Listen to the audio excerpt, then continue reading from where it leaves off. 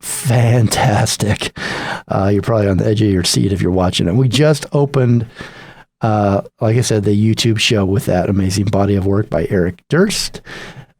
Eric also shares his work with us on the YouTube interview on the helipad for 5 days at Memorial, which is on Apple TV Plus, and his work on the music video for George Michael's Freak.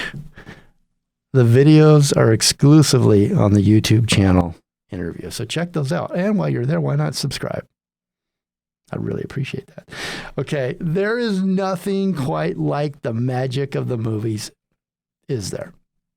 For me, there is nothing so magical as the entire experience of movies. The dark theater, surrounded by anxious and excited strangers, munching my popcorn and the red vines and that ice cold Coke, watching every movie trailer, and I have to get there in time to watch all the movie trailers. It's part of the experience for me. The lights when they go down, the sound of all those speakers surrounding you in a bath of sound, that silver screen flickering to life in front of you. I am transported, and I'm never happier than at this moment. For me, it's pure magic. Today, our special guest is the returning VFX Supervisor, Eric Durst. Eric joined us last month, only days after he and his talented VFX team won the 2023 Visual Effects Society Award for Outstanding Supporting Visual Effects in a Photoreal episode. 5 days at Memorial, day 2, when the levee broke. If you haven't seen that, watch the show, but check out the interview with Eric Durst. And Eric actually did a little movie magic with our YouTube video.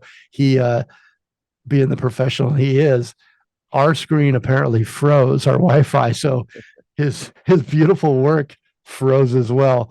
Eric downloaded it, corrected it, we re-uploaded it, and you got to go check it out. It's thanks for jumping in. We do I owe you a check, Eric?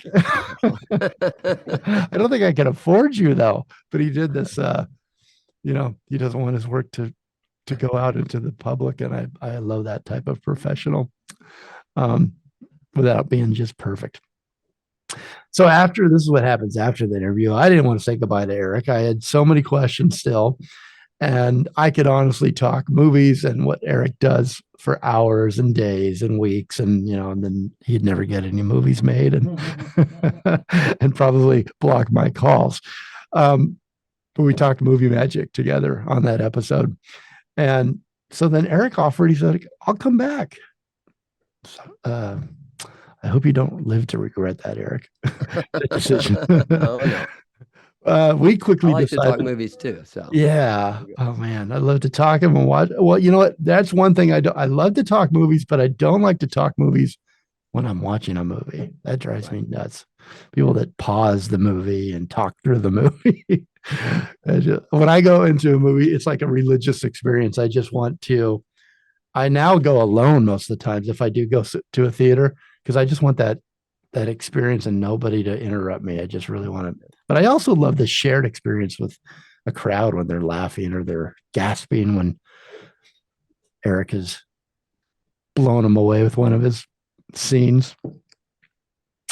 Okay, so here's what we're doing right now. I don't know how this is going to work out, but I think it's going to be pretty cool. I'll appreciate any of the time with Eric, and that Eric spends with all of us. We're so privileged and honored, honestly, to have Eric give us this much time. He's a busy man. So we decided to do like what I'm calling the Eric Durst VFX series. This is part 2. And we're going to do it monthly until he decides to block that call. All right, so let me do it properly. Today, it's my extreme honor and pleasure to reintroduce you to Eric Durst, one of Hollywood's most sought-after VFX supervisors, which is basically a really important title for being a big kid with a big imagination that knows no boundaries, and he's got the talent to bring it to life for us. Welcome back, Eric. Thank you very much. Great to be here, Jeremiah. Yeah, a Great to month be went by back. so fast. It did. Yeah. We got So a lot to talk about. yeah, we do. And, I really want, there's so many things that we didn't get to. We barely scratched the surface last time. It was basically an introduction to you, and then we had to say goodbye. Yeah. But I want to catch up with you. Oscars, big night last night for It Hollywood. was And a very big one. And I thought it was a great show. I really thought Jimmy Kimmel did terrific work, and it just flowed beautifully. And, everyone was very humble in their acceptance and genuine in their acceptance speeches. Sometimes it gets very stilted and everyone sort of goes way over the top, but I felt they were really heartfelt. And I liked that a lot. I thought it was a great show. was there a highlight for you that that is an example of one of the speeches, something that touched you? Or Well, yeah, I mean, a personal one. Ed Berger is a friend of mine, and I worked with on a show called The Terror. Ed did All Quiet on the Western Front, which won a great number of awards, and was also nominated for the best visual effects. It didn't win because Avatar. It's impossible to win against Avatar, and which that's a story into itself in terms of just the technology and stuff that they developed on it. But I think Edward is very gracious and great collaborator, and so he spent most of his speech, introducing all the people in his team, and I thought that was really wonderful. So he's a good guy and an extremely good talent. Yeah. it is always nice to see, the person that leads the team actually take the time to recognize the team, because you Right. can't, you know this, I'm sure you cannot Yeah. do it all alone, right? I mean, Yeah. you need that team, and they're there for you many long hours. Uh, Absolutely. and so you predicted Avatar: The Way of Water would win Oh Best yeah. Visual Effects, Oh which yeah. it did. Sure. Yeah. Do Yeah. you I know mean, any of the? they spent about 8 years, I believe, on that particular show. They have multiple other avatars, I believe. I know people who were asked to either be a producer or work on it, and it was, I think, an 8 or 10 year commitment to go down to New Zealand. So that was sort of a life, Right. epic journey. Some signed up, some said, I just can't do that. That's a big chunk of my life. So Dedication. dedication. So it's, but a lot of work on that. And I know some of the people who worked on that as well, and just it's the kind of thing you don't see. Like the beautiful thing about the visual effects awards and the Emmys as well is they do breakdowns, and those will be online available, probably the Avatar breakdowns. But you can see some of the things, the nuances they've done in the technology in terms of water, especially, and just compositing, or in other words, putting images together. They've done a lot of very unique and powerful, built a lot of powerful tools. So that is alone a special achievement, and that's what the award goes for. How many of these? I would imagine it's a pretty small. I mean, Hollywood's really, when you look at it, and the people that work all the time, and Yeah. you see a lot of them over and over, right? It's like high school in a way. I've always compared it to high school. The great ones are there, and they're always working, and you get, over the years, if you have a successful career like you do, Eric, you probably work with a lot of them, or know of them, or know Right. them, right? And Oh yeah. in your area, visual effects, how small is that? You know, It's very small, and I was privileged to begin at sort of not the beginning, but close to it, and it was very small actually. In visual effects, the companies that were really just in Los Angeles, and then company in New York, and this is right after George Lucas had moved up north to Marin County. So a lot of it really started in Los Angeles, and so everyone sort of knew each other because they were, kind of skills that no one had. People had to develop. So it was a very small world, and then it's expanded is worldwide now, and it's like, hundreds of thousands of artists around. But in terms of the core people, you sort of keep those relationships and know those, and those all seem to funnel into all the other relationships. And like you're saying, Hollywood is a small town, and really any industry is small when you get to a certain level and you start to know people, and it's about networking.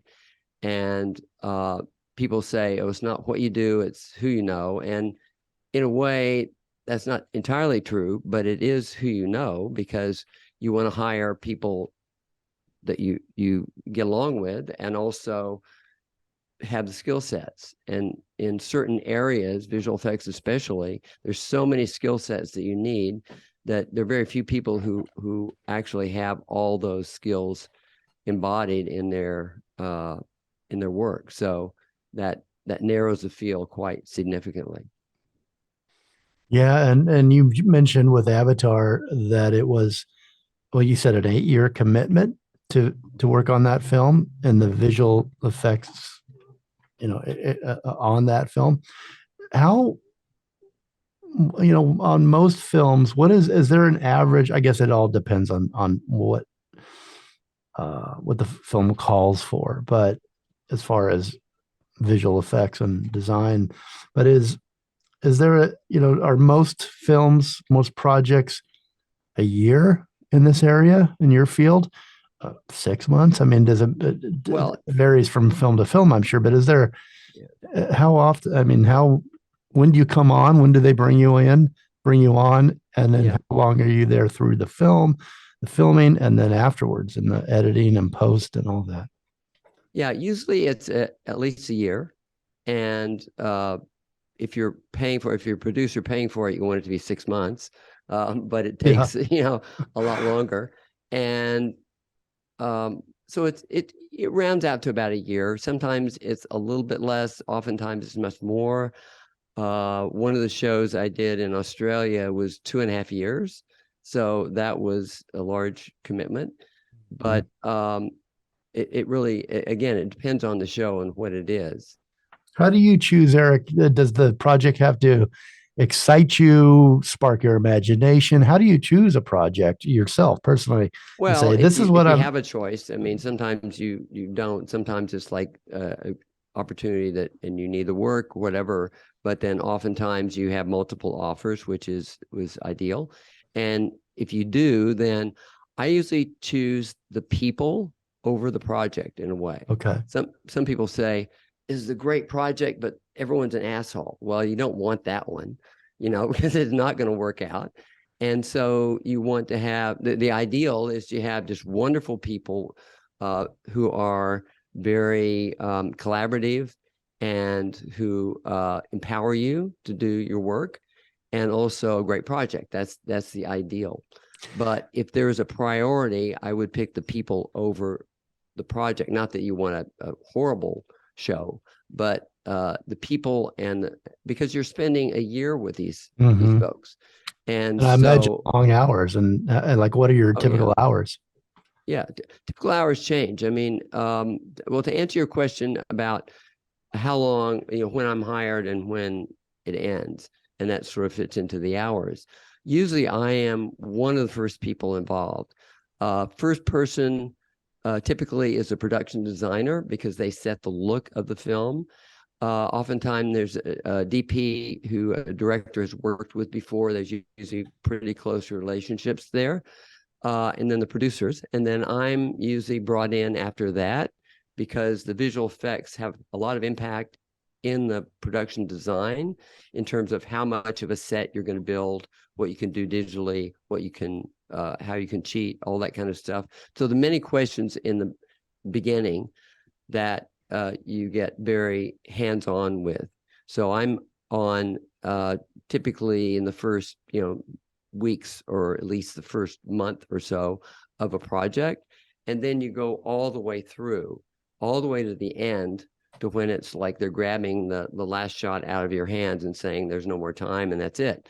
And the so the relationships that you have on a film are usually the director and yourself and maybe and executive producers, not necessarily line producers, because in the beginning you have the line producers, the production designers, and they carry all the way through production, and then they leave the show, and then it's just you and the editors and the director, and then you take it all the way through. And the beautiful thing about that is that I get to really one of the only departments that you get to see the film all the way through, from the beginning, inception, to the production, to the end of the show. And many people involved, whether you're the DP or an actor or someone, finishes when you wrap, and they have no idea what it's going to look like until maybe a year later when it comes out. So I get to see sort of the working, working directly with directors, especially seeing how they approach things. And it's a real education all the time to really know these people and see how the different directors work. Well, speaking of learning and really getting to see how these directors work and being a part of the process all the way through, James Cameron, obviously, director of Avatar, creator and all that, and so many other great films. My very first favorite of his was Abyss, where he used that effect of the underwater, of almost like a silvery water effect. I'm not even sure how to describe it, but really, the water weenie is what they called it. Is that what they call it? Okay, now makes sense. I put that image together. But he obviously is blazing trails, filmmaker first, right? And then, he's come up, I don't know how he thinks, but he comes up with these stories, these films. And if real life can't capture that, he creates it. And has he been, in your world, VFX, you're a VFX supervisor in that world of video special effects. Has he taken the bar higher? And oh yeah. And how so? Like, has he really created almost an industry in a way? Or who would you credit? There's probably many people that you'd credit, but can you give me a couple people like that have really, raised the bar and created this industry that you have, made your life career and love? Yeah, I would say there are two directors especially who have done that most impactfully. James Cameron, for sure. And I would say first, he's a visionary. So he envisions something, it becomes a story, and then it becomes, we don't have the technology to do it. In fact, Avatar was developed many years before they had the technology to even do the first one. And so he envisions that. And now he works with Weta, which is down in New Zealand, which with Peter Jackson, his Lord of the Rings team down there. Yeah. And so they developed technology to do that. Also, Robert Zemeckis is a incredible visionary as well. Yeah, he is. You're right. Who Framed Roger Rabbit? I mean, that was the first time they've ever had animation with live action. And I know people who painfully worked on that film before you could really track things, and it was very difficult. But he's able to do a lot of things in terms of the visionary process and having the technique come up to the necessary level to be able to produce his vision. So both those guys, I really have high admiration for. Yeah. Robert Zemeckis, who lives here in Santa Barbara. I think he still does anyway. Yeah, he incredible for what he did even on Forrest Gump, even though it was probably a lot more simple than. I mean, but during the day, when the day that happened, you really didn't have any interminglings of live photography, archival photography, and an actor, and blending them together where you thought they were in the same room together. That's sort of a good definition of visual effects. Yeah, it was incredible, and it was incredibly entertaining and also groundbreaking. And so I'm thinking of these. So this is a new industry in a way, right? In the world of photography, film. maybe it's been there in different ways, all from the Oh yeah. from the train coming out of the screen and the gunshot, right? That Yeah. that first film, but really, how what would you what could you put a number, like how many years, in your opinion, Eric, did it really start to take shape and hold and then become more and more mainstream and sought after in film Well, I by think it filmmakers? started there are many levels. I mean, from the train coming out with the Lumiere brothers, I guess, and how everyone thought that was real and they freaked out in the movie theater. Right. Um, Started running and for the and doors.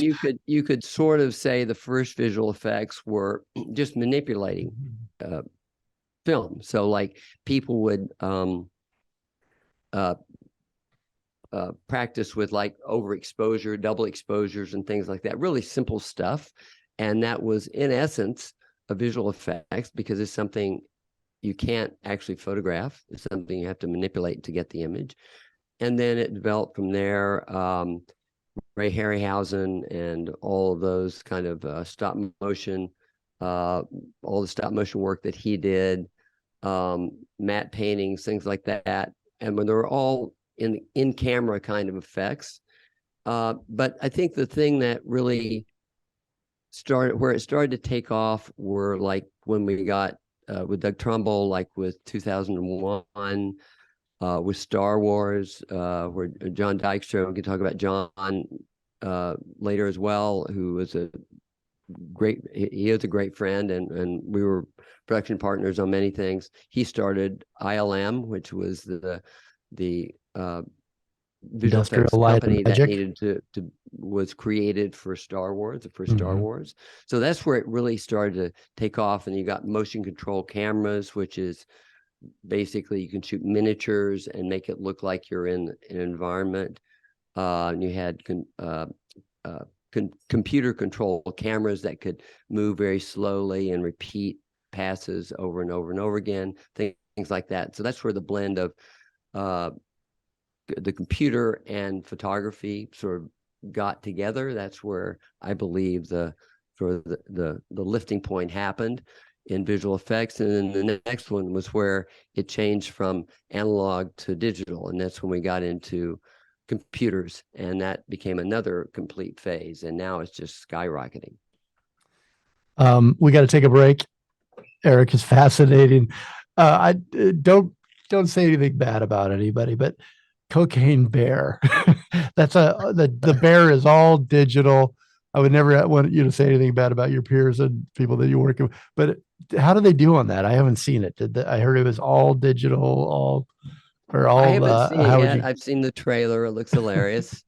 It was the presenter of the visual effects award last night, or uh, the mock-up or the sort of suit version of the Cocaine Bear, and but it looks pretty funny actually. Yeah, it does. Okay, we're talking with Eric Durst, VFX Supervisor.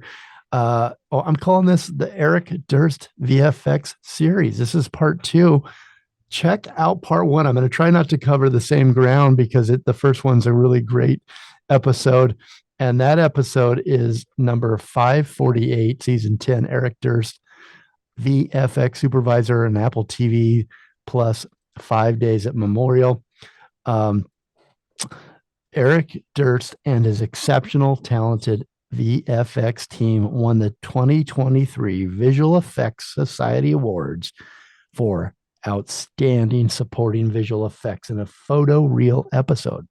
5 days at Memorial, day 2, the levees breaking. We're also going to show on this episode, part 2, the helicopter pad, which, by the way, that's the whole scene. I'm afraid of heights. That scared the heck out of me. So we're going to play that. Eric has actually provided some really great film from his process, and that's available on the YouTube interview version. But check out Apple TV plus 5 days at Memorial. It's a limited series. And again, be sure to go back and listen to the Jeremiah Show. That's my name. Podcast, and watch it on YouTube Also, again, it's episode 548, it was about a month ago. And be sure to check out ericdurst.com. I hear the website's going up this week, and he's teasing us, Dr. D. I can't wait for it to go up, and there's going to be a lot of great stuff on there. We'll be right back.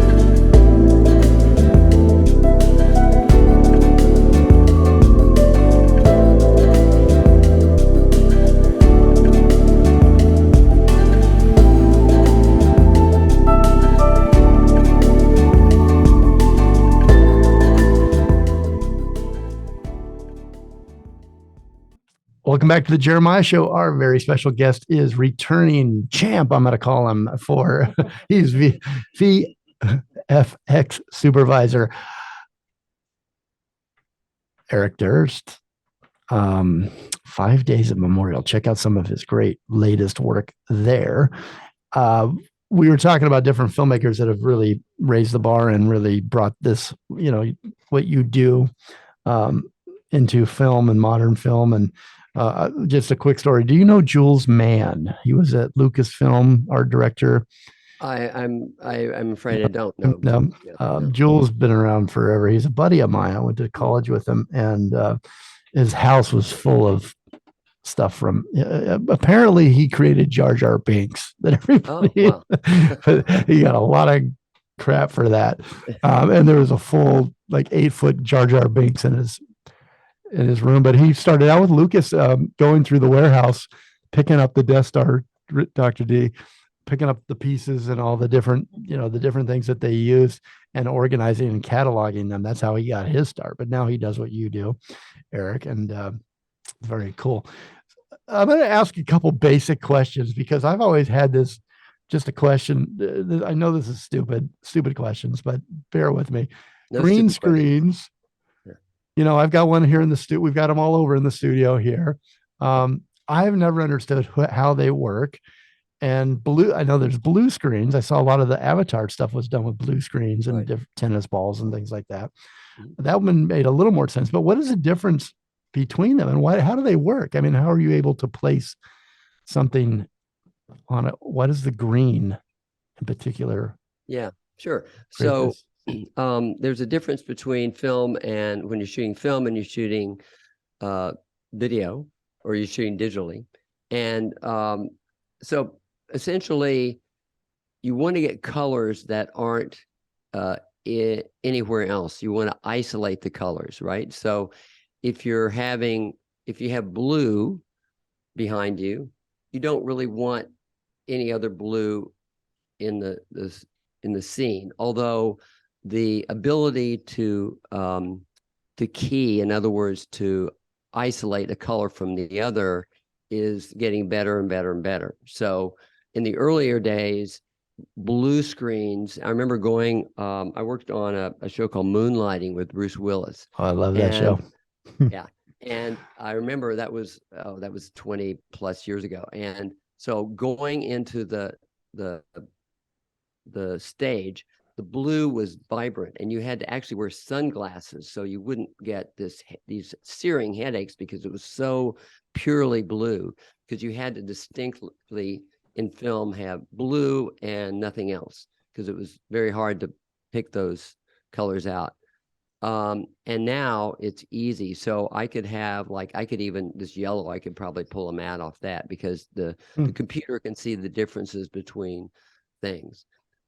Typically, the difference between blue screen and green screen is, if you have green behind, your skin tones have green in it, because there's yellow in that. And so the sort of yellow has green in the mix, so it gets a little confused. Although again, the computers are really good at isolating things. But blue is very different than your skin tones, and it seems like a natural light. So if you have light on the blue screen and it spills, like that blue light sort of spills against your skin, it will look natural. So that's usually why people do it.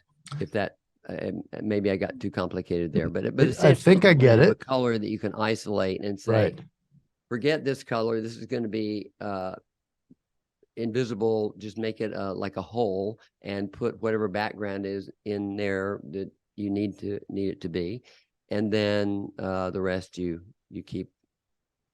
So it could be other colors, or is it those two are the best because those are the best, because green, especially, at least in video, it was, and digitally, it tends to have less noise.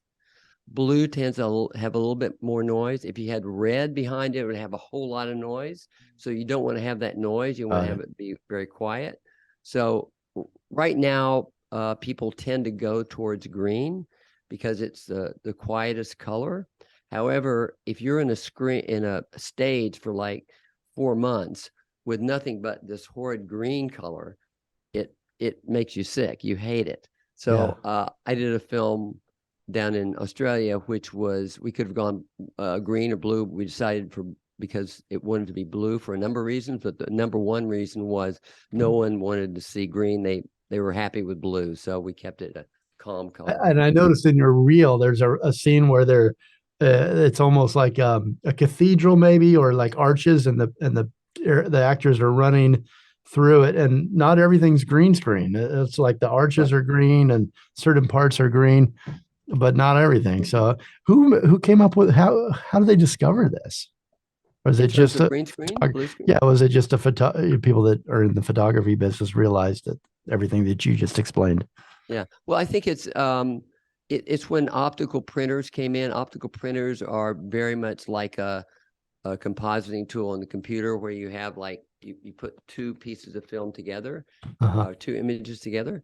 And I think the photochemical geniuses, who were starting this, probably I'm guessing now, probably in the 40s, maybe before then, discovered they knew they needed to isolate some colors from the others.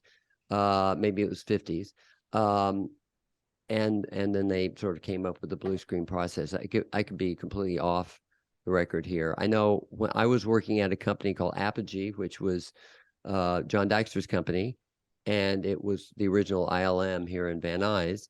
And they were developing technologies to sort of purify the blue screen process and make it good. So I think in the early days it was sort of crude, and it got better and better and better. And now it's like AI is sort of taking over, so you can sort of separate anything from anything. And that's, if you can do that, eventually we won't need any screens at all.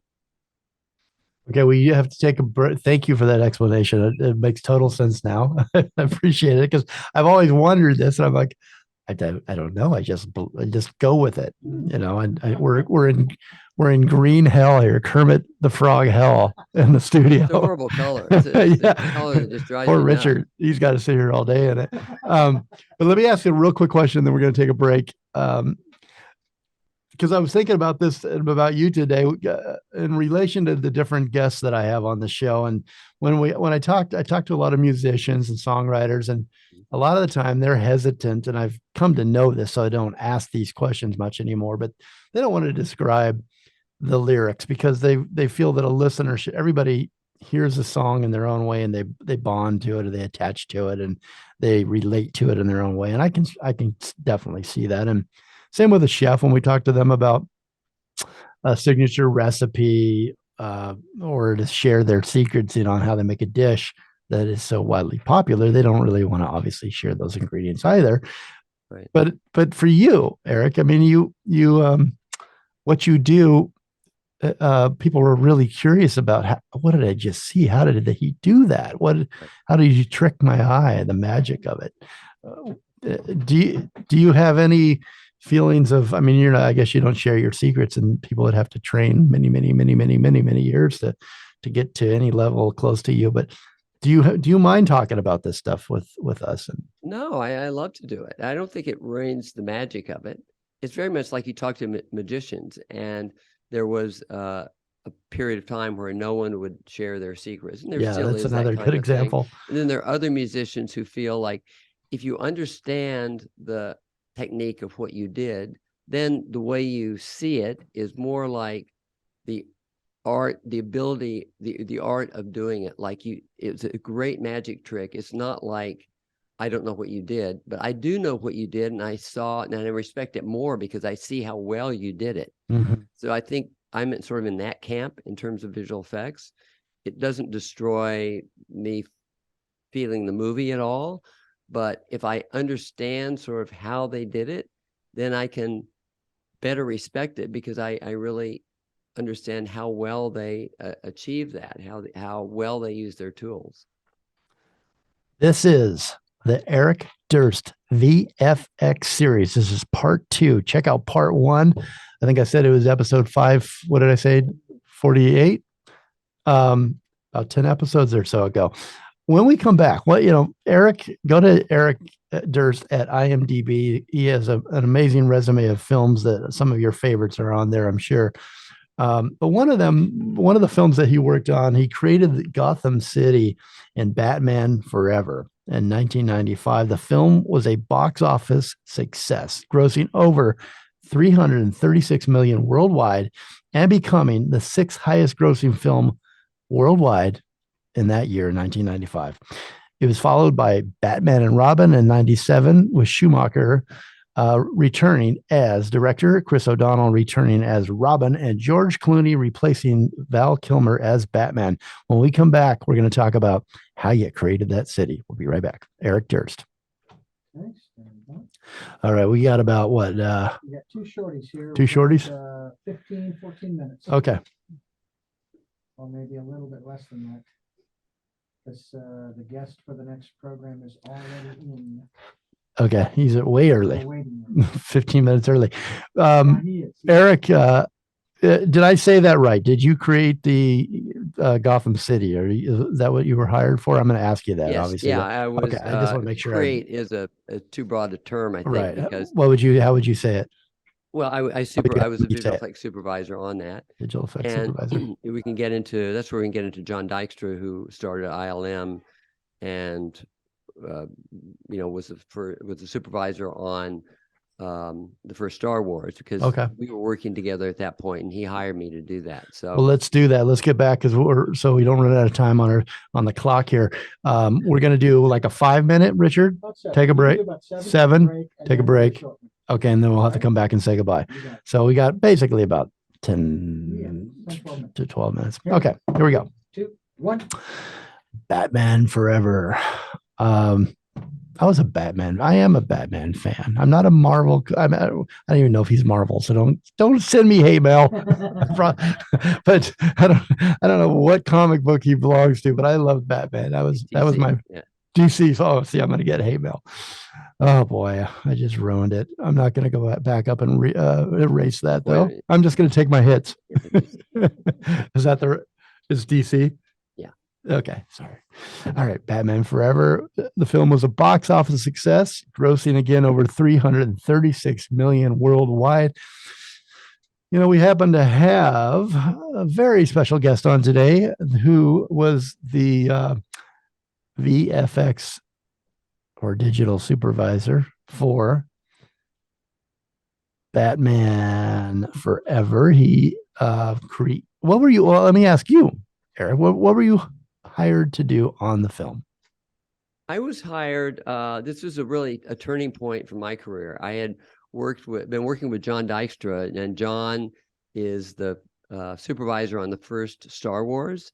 And when that began, when George Lucas came to John to help him figure out Star Wars, John said, "Well, we need to make a company to do the work," and that was some of the work that really had not been done before. And so he hired all kinds of people. There's some great, documentaries online about that. And that became the first Industrial Light and Magic, which is one of the epic visual effects companies in the world now. And so, John and I had been directing commercials at his company called Apogee. And there's a whole story about why VFX supervisors were doing commercials at that point. But we worked together on a lot of things, and I'd been doing a lot of commercials at that point, and I was mainly a director of commercials. And so I came to John one day, and after the company had folded, and I said, really, we had lunch, and I said, I'd love to get into features. Maybe you could help me. Any ideas? And he was the overall supervisor on Batman Forever. And so he said, well, come to think of it, I need somebody to do Gotham City. And if you'd be interested, would you like to do it? I said, yeah, sure, I'll do it. And so the next day I was in a stage with at Van Nuys Airport here with giant maxitures, we call them, which are miniatures of Gotham City, but like Wow. they're 30 feet high. And I have some pictures of those. Maybe I'll scan Oh, those. I'd love to see those. Yeah. And put those online with you. And so they were like, it was a miniature set, quote miniature, but it was like huge. And so you could walk through it. You could walk through it, yeah, and see it and have cameras move through it. So it was I had done some motion control before, but nothing like that. And it was a really incredible gift that John asked me to do this. And so we started. That's how I first broke into feature films. And it was a great way to start. Yeah. I'm sorry to interrupt you, Eric. So it's a set. They're models. Is that the Right. correct, basically, of the city? Did you? There obviously are probably designers and art directors and things like that to come up with it, or do you contribute? And then how do you come in? What you do if it's a model and the cameras can move through it. Right. What do you do? How do you? Where do you take it? The supervisor is sort of the overall translator of the vision initially from the director and working with John and just sort of how the camera is going to move and what it's going to do.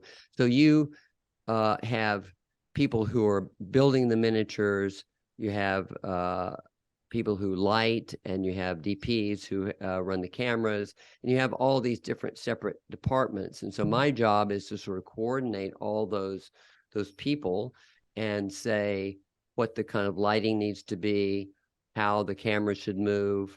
If you do a camera move, I look at it and say, well, it needs to be a little bit faster here, a little slower here, or move this way or that way. So you're directing the visual effects essentially. Okay. And in essence, instead of being visual effects supervisor, it really should be visual effects director. The only reason you can't be visual effects director is the Directors Guild holds the titles of anyone who's called director.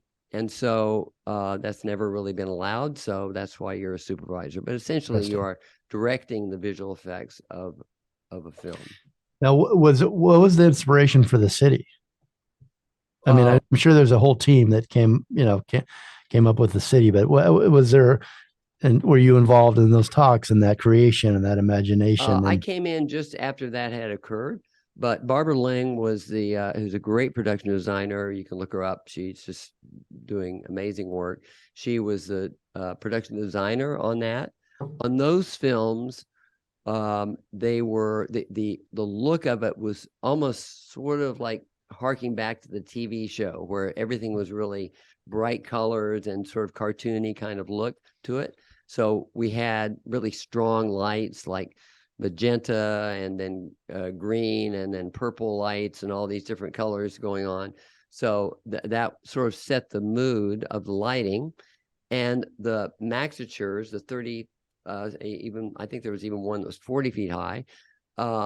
All those miniatures had been used for another film like a few years before, and they were already existing. So we got those, and then we retrofitted and we made them look more Gotham City like, but the structures were initially there. And so we that really set the look of it. And we had a certain number of buildings. I think we had 20 or 25 of those structures, and it pretty much filled the whole hangar, which became a stage at the Van Nuys warehouse and or Van Nuys airport. And that we would prop them up, and then sometimes you have a vision of what it needs to be, and then sometimes the tools that your resources that you have dictate what it looks like. So it was a combination of those. So we would set the miniatures up, look at it through the camera, figure out where it needed to go, use computers to help navigate that. Andrew Adamson came on early on as he was just starting in the industry. Adam is known now as the director and producer of all the Shrek movies and the Narnia movies. He's gone on to be a very successful director and producer. But Andrew came on as a VFX supervisor as well, and he knew how to do computers, so he did pre-visualization of them.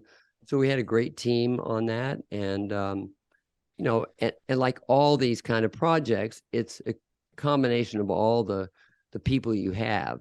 No one owns the ideas. You have an idea of what the story you want to tell, but you don't have a hold on all the ideas. So you're always listening to people have brilliant thoughts that you never thought of, like, oh, why don't we put the light over here, or make this one shorter, make this one larger, because we can focus better on this as the camera pulls in. Things like that you're always listening for and trying to make the best shot. So it's a very collaborative environment. that sounds like such a cool set to work on. Such a great, especially one of your first big film or your first big film project. Yeah, it was quite a opening. Do you have a 1 minute story? And if you don't, we'll just say we'll go to break, because I'm sure the story that won't do it justice. But a good story, a good memory from that film. Well, let's see. I have many. I think I'm trying to coalesce them. One thing about miniatures is that it's a very slow process, and it's something that you look at the final result and you think it's going to be amazing. So I think that this isn't really a story. This is just sort of the process of it, where the cameras move very, very slow and you have to do it over again. There'd be many times where you would spend maybe a full day on the camera slowly moving on these miniatures, and finally getting the shot, and like the last couple of frames, something stops and the camera drops and you have to start over it again. And so that's a story that was repeated many times. And so it was something to behold. One thing that I probably shouldn't be saying, because I'll probably get arrested for this, but I guess that makes a good story, right? The Batman and Robin, no, and I'm sorry, the first one, no, second one, where Arnold Schwarzenegger was the ice man. He had the ice mobile. And one great thing about miniatures is that you have something tangible. And like you were saying earlier, your friend has like a Jar Jar Jar Jar Binks. Yeah. you know, in the background. I actually have, please don't tell anybody at Warner Brothers. Nobody's listening. I have the Freeze Mobile Oh, wow. in my right. Catch him if you can, Eric Durst. You may or may not have something very cool. All right. We're going to talk when we come back. We're going to say goodbye to Eric for now. He's going to be back next month.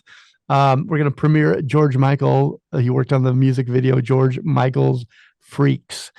And we'll be right back.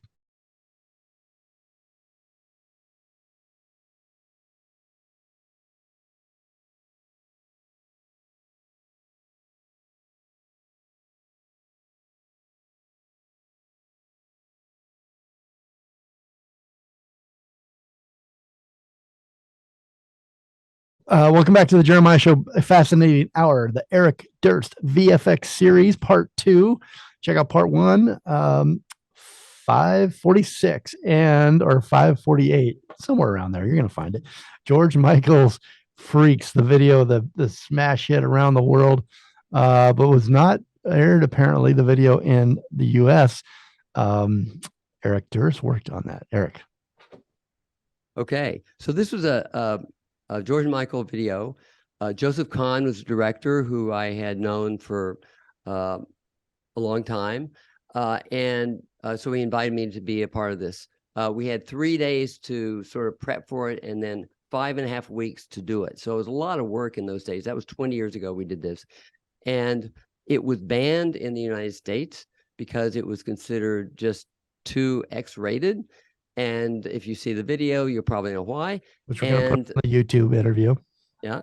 And then, but it ended up winning the Music Video Producers Association award for the best visual effects that year. So it was sort of a nice thing to have, to win that and also be banned in the United States at the same time. All right, Eric Durst, real quick, what you got any idea what you want to talk about next month? You want to tease the listeners, or we'll figure it out in between? There are many things. I think the future of visual effects, there are many things to talk about with past films and current films, but also the future of visual effects, AI, the influence of AI, and how that's going to play in this and many other parts of our lives is a good place to start. Well, Eric, we can't wait till next episode with you. And thank you so much again for your time. Congratulations on your awards and your great career. And everybody go check out 5 Days at Memorial and look at his Eric's IMDb and start catching up on your Eric Durst. Send me your questions in between and we'll make sure we ask Eric on the next episode.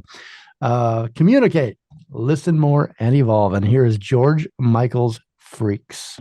Thanks, Eric. Thank you.